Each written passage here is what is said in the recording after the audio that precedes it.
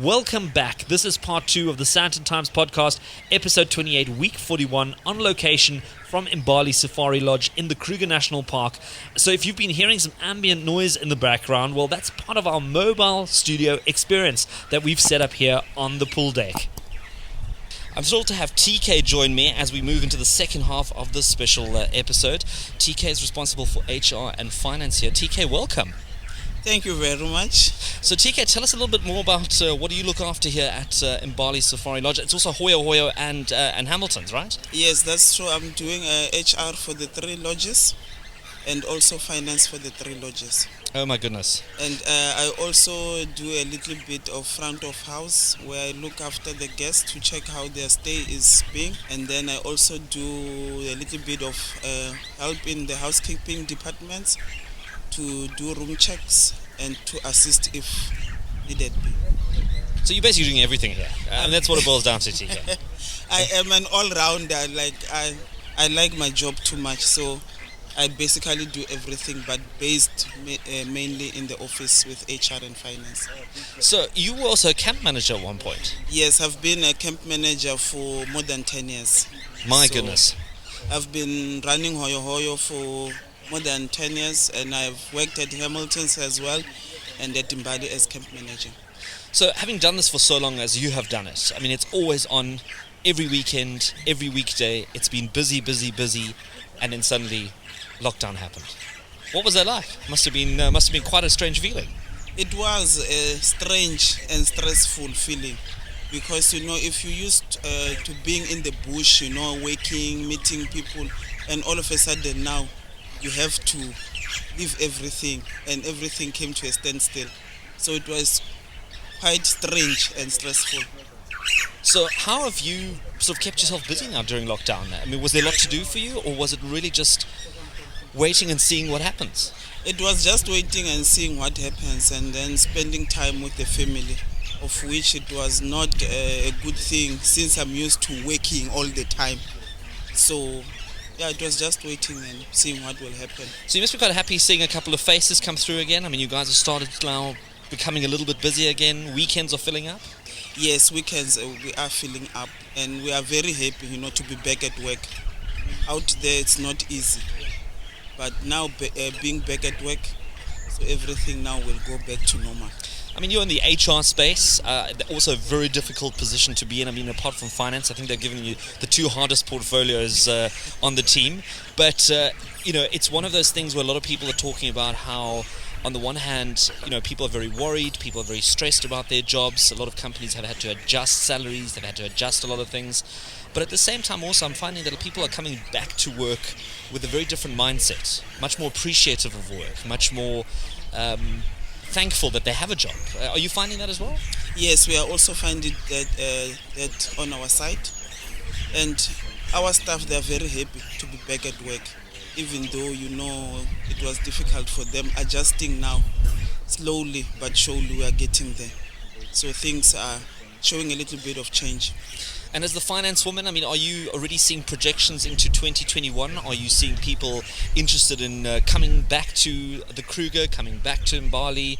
Are you seeing a lot of inquiries? How have you been dealing with that? Yes, we are having a lot of inquiries and even bookings for 2021. We already have bookings for 2021.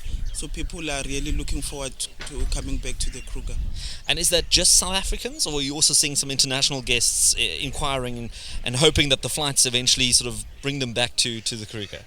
At the moment, it's lots of South African guests, but we also have international guests that are inquiring about coming back to the Kruger. And TK, tell us a little bit more about your career. Where did it all start? How long have you been in the hospitality space for? I started in 2002 as a housekeeper, and I worked my way through up. So from housekeeping, I worked in housekeeping for a year, and then to butlering for about 6 months, and I was promoted to be a relief camp manager. After that, I became a camp manager, and about a year ago, I started, doing what I'm doing now, relieving Julia when she went out for her operation. So it's been things that happened quickly for me to be where I am today. There's a lot of talk always in the South African economy about how important tourism is, how important it is to, the economy from a GDP perspective. It creates employment, it brings money into the country. What is your advice to young people that want to get into tourism? Why should they get into it? And what makes somebody who's in hospitality successful? I will say perseverance. You have to persevere. And this is an industry where if you put all your heart and everything, you can be another person, within 2 years, as long as you are in there wanting to do it.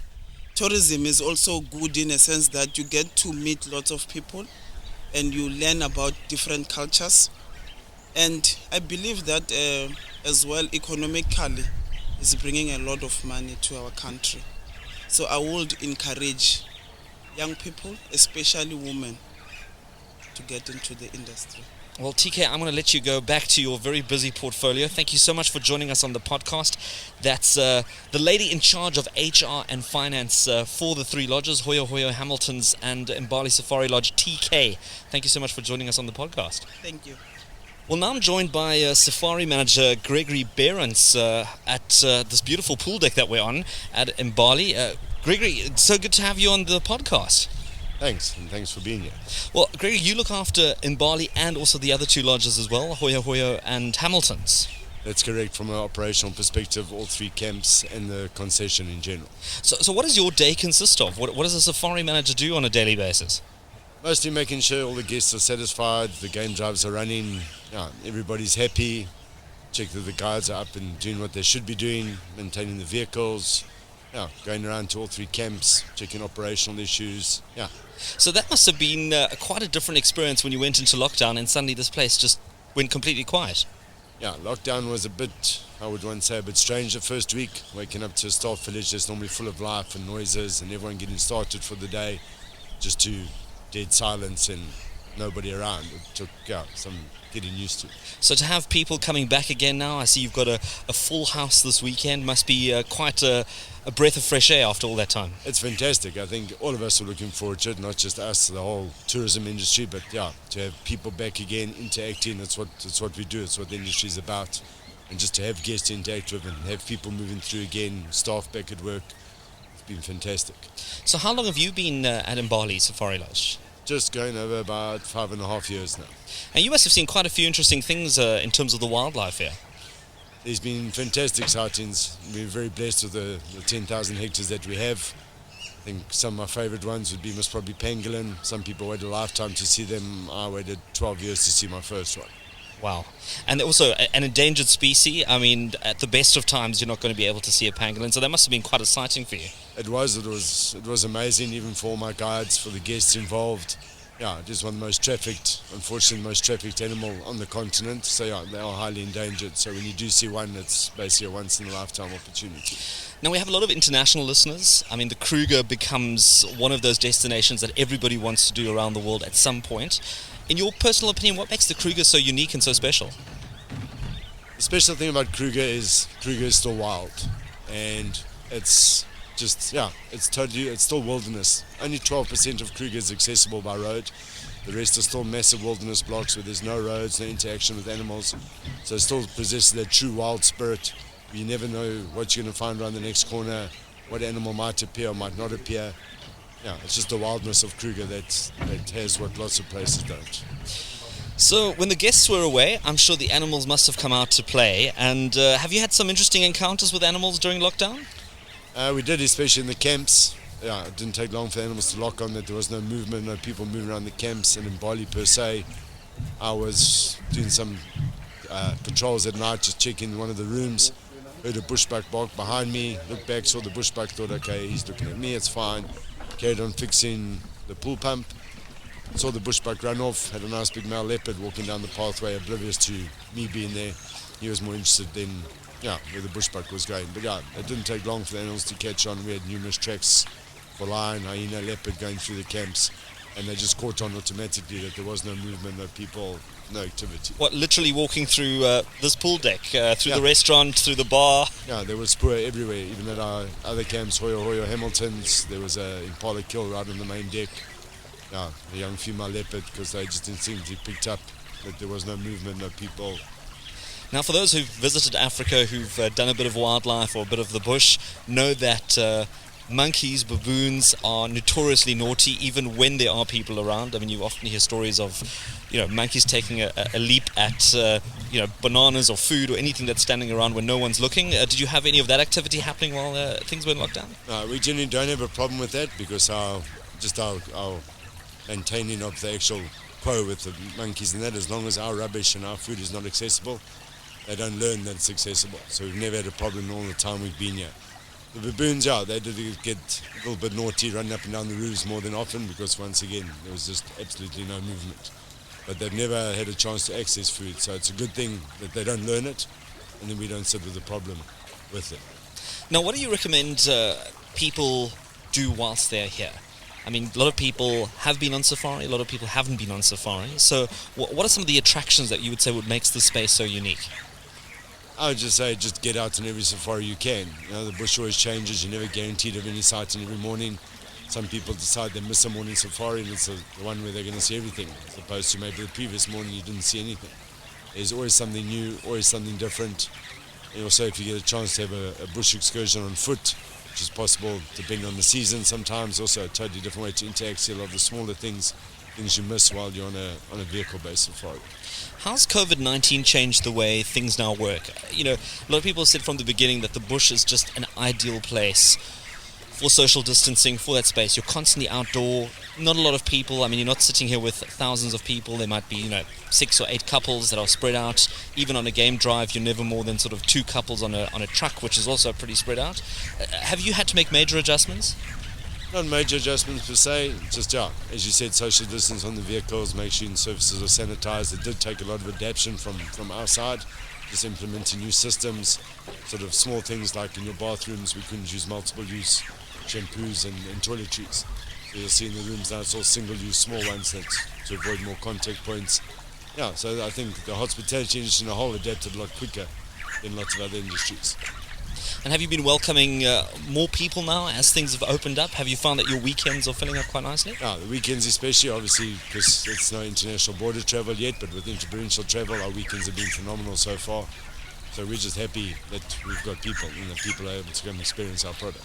Well, Greg, I do hope that they come to visit you. It's Safari Manager Gregory Behrens. Thank you so much for joining us on the podcast. Thank you very much for having me. All right, whilst we're here, who else to get on the call but the woman in charge of all of this fantabulous scenery around us, the 3 fantastic camps here in the Kruger. It's Cindy Sheedy Walker of Extraordinary. Cindy, thank you so much for joining us on the line. Hi, Alex. Hi, lovely to be here. Thanks for having me online. I'm so sorry you can't be here with us as we overlook this wonderful infinity pool. I mean, the elephants are busy drinking from the water. But I mean, this is your office space every day, isn't it? I spend a lot of time at these camps. I actually live in White River, which is a little bit to the south of these camps, close to Nullscrate. But I do try to get up whenever I possibly can. As you can see, I even use a screensaver, pretending to be at Imbali, because I'm so keen to be up there.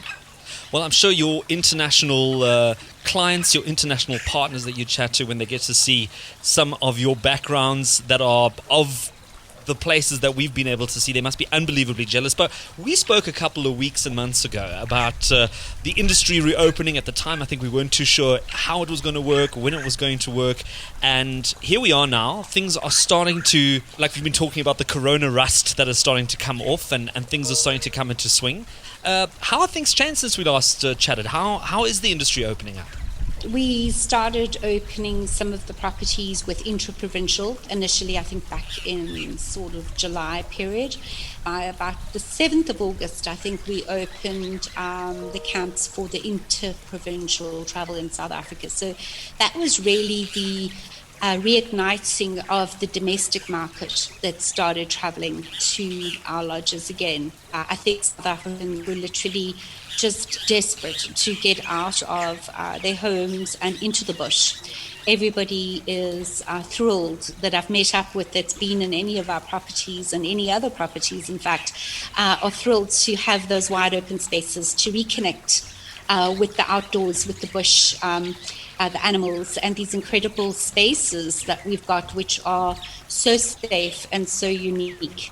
So if I hear you correctly, it sounds like you've had some jam-packed weeks. Sounds like you've been pretty much full up. We have been very fortunate, specifically our properties that are closer to Gauteng. Gauteng obviously being the biggest domestic feeder market with regards to numbers. So our properties that are within a sort of a 3-hour driving distance of Johannesburg have definitely taken the lion's share of the market segment. Kruger, where you are now, is also popular. It took a little bit longer for Kruger to sort of get reignited, and that was really as we were reliant on sandparks opening and sandparks ensuring that the restrictions on number of guests in the vehicles, etc., were lifted. But now it seems to be, on a good trajectory. Kruger itself is busy. The Kruger camps, the rest camps are busy, but nowhere near pre-corona days at all. So for those South Africans that have lamented the busy areas of Kruger, etc., now is just the best time to visit Kruger, because it's almost gone back 20, 30 years with the small numbers. If you travel up north past Zatara, sort of up north of Olifants, Letaba, etc., north into the Kruger, you see very few other vehicles. It really is an incredibly beautiful and unique experience. Well, I have to echo your sentiments. I think one of the other wonderful things about the Kruger is that it is so big and so spread out.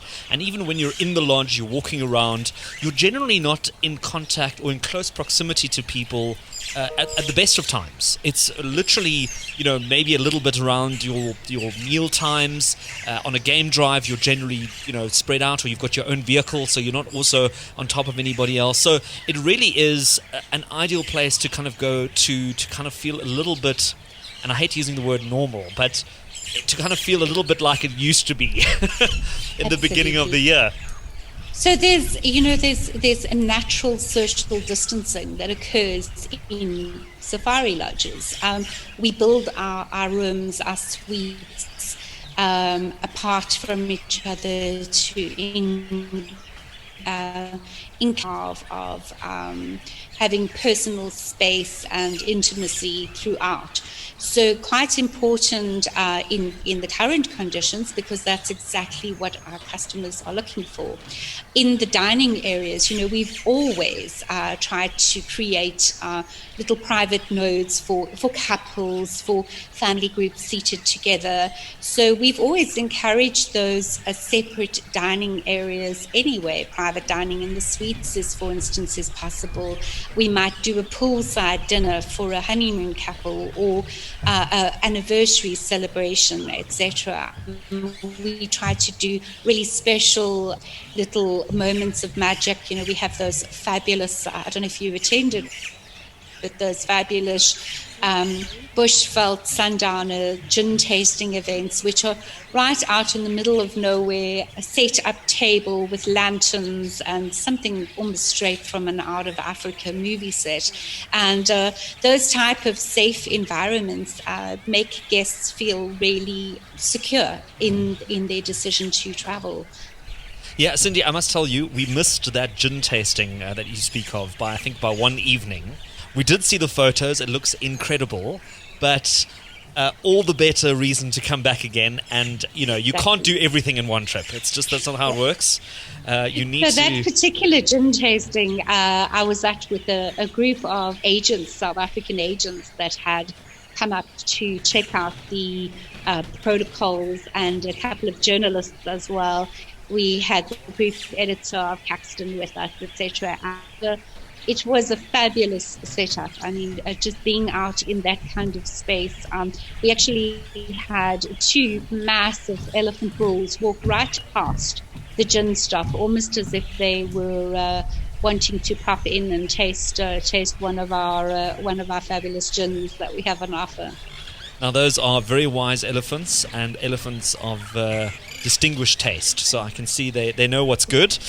Cindy, tell me, so have there been any interesting lessons that you've learned? I mean, you've had to captain this ship through interesting times, and I think in the hospitality space, it's one of the hardest hit ones, and very few have come out sort of in one piece on the other side of all of this. But has there been anything that you've kind of picked up during this time, and as you're going into sort of the December holidays into 2021, where you've said, gee, that's something that we never thought about, or that's something new that we've learned that we're going to incorporate into our properties? I think there have been a great deal of lessons. More than anything else, I think people have become gentler. There's a lot more empathy out there. And creating a stronger bond within the organization, within the company, within the lodge structure itself has been key. People trying to help each other out as much as possible, literally moving mountains to try and get our staff back to work against all odds has been really I think the key focus of Extraordinary itself. We feel very strongly our responsibility towards our staff, because without staff, obviously, there are no lodges. And against all odds, we are operating. Of course, we do need those international markets. The confusion that has peppered the recent announcement by the president of opening the international borders responsibly, and subsequent announcements with visa restrictions and all sorts of other restrictions, which has made that international market still not accessible for people like us. And we've seen massive cancellations happening. But I think the biggest take home from all of this is spending more time looking inwards, looking to community social responsibility programs that we've been involved with, but where we've become more entrenched and more involved, and looking forward to how we can really make more difference in conservation and make more difference to the planet, because at the end of the day, we need to take care of it. And of course, Kruger sits right in the center of my heart with regards to all of that. 2.5 million hectares of pristine wilderness area, which deserves to be conserved and deserves to have clients and travelers visiting, tourists from all over the world. I think that maintaining a positive approach is key here, and just knowing that things will change and we will move forward. Tourism always has upswings, so we're just waiting for that. So by the sound of things, we're going to see very much a South African audience right now as your main guests. And with that, a lot of people have been asking me, are there any good sort of specials, any promotions, anything that you're putting together to make it extra attractive for people sitting on the fence of going somewhere? Absolutely. The South African market has always been a very important market to the Extraordinary Group. We have always had our domestic or local special offers, SADC offers available, because the local markets tend to travel on a shorter time period. So for that reason, we are quite well established in the South African market. Many South Africans know our properties, have traveled to our properties, and have utilized those special offers that we have. Now more than ever, we have launched loads of additional promotions, pay stay deals, children staying for free and during holidays in some of our larger properties, which are closer to Johannesburg, the more family-orientated properties. In Kruger itself, Hoyo-Hoyo, Hamilton's, Imbali have got fabulous deals. I think there's a special offer which is more than 60% off the usual rates if guests book by the 31st of October, and this is for travel right through to the end of January, excluding the period of Christmas and New Year, where we are hoping that the natural demand will allow us to still have some sort of rate achieved. But yeah, we do have fabulous specials, and on the Extraordinary website, extraordinary.co.za, or each of those individual properties websites, we do have those specials available. Well, I encourage people to have a look at that. Like you've just mentioned, also Hamilton's, you've mentioned Hoyo-Hoyo, which are not too far from each other. These are sister camps to where we are at the moment.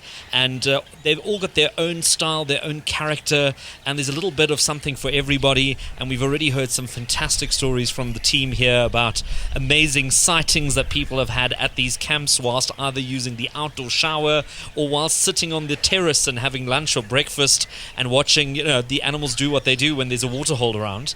And I really encourage people to check out those specials.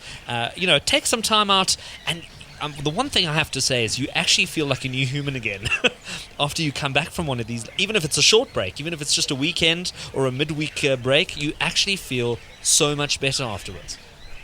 Absolutely. It's so refreshing, and there's so many great destinations within Kruger to combine to create a proper family holiday, traveling through the region, visiting other camps, visiting the Sandparks National Rest camps as well.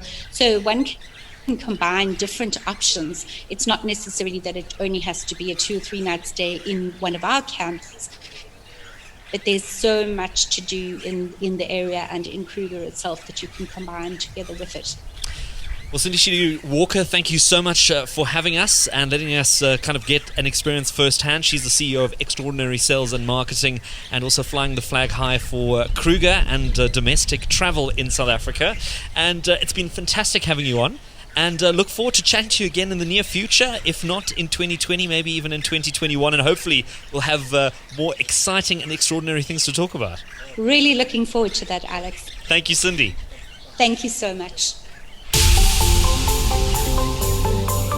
Time for us to get to our events guide for this week, and more things happening in Sandton and surroundings. Let's kick off with Madison Avenue in Rivonia. This Friday, October 9th, is the big reopening party featuring DJ Dexter. Free entry from 6 p.m. to 8 p.m. with drink specials lined up. Then Katie's Palace Bar, also this Friday, October 9th, has Mark Pilgrim on the decks from 4 p.m. to 11 p.m. Then Billy the Bum's Four Ways. It's Hello Summer this weekend with a sizzling DJ lineup starting on Thursday, October 8th from 6 p.m. to 11 p.m. Friday, October 9th from 8:30 p.m. to 11:30 p.m. and Sunday, October 10 from 8:30 p.m. to 11:30 p.m. as well. Tigers, Milk, Mars, Arch and Bryanston have kicked off a quiz night every Wednesday from 7 p.m. Free entrance. Teams are a maximum of 6, and don't forget that booking is essential. Altitude Beach Club in Four Ways, another busy weekend starting on Thursday, October 8th to Sunday, October 11th, 12 noon to 11:30 p.m. with an array of DJs throughout the day and night. Make sure you book to reserve your spot. Then Rivonia, the beach. It's Bands on the Sands this Saturday, October 10, with live music from 3:30 p.m. to 5:30 p.m. and half-price cocktails and gin and tonics from 3:30 p.m. to 4:30 p.m. Then the Greenhouse in Rosebank has got Sunday, October 11th as Sublime Sundays with an array of DJs lined up as well. Booking is essential, so don't miss out on that. And finally, the Grand in Rivonia is trading from Monday to Sunday from 12 noon to midnight. Entrance fee includes your food and is 750 Rand. And that's your events guide for this week. Thank you for listening to this week's episode of the Sandton Times podcast. It's been absolutely amazing broadcasting from the Kruger National Park on a pool deck overlooking an infinity pool with animals running around all over the place. What a pleasure. If you want to get in touch, email editor@sandtontimes.co.za. You can connect with us on social media @Sandton Times. Visit the blog www.sandtontimes.co.za, and you can subscribe, share and leave a review or rating for this podcast on Apple Podcasts, Spotify, Anchor, Overcast, SoundCloud, and of course if you're watching this on YouTube, don't forget to hit subscribe, press the button like, add a comment. You know all the good things that you need to do on YouTube, so do it. Thank you to all my guests for joining me today, and we will continue our travels around the Kruger Park for now. Let's connect again next week for more interesting conversations as 2020 draws to a close. Can you believe it? Thanks for listening, and I look forward to being with you again next week.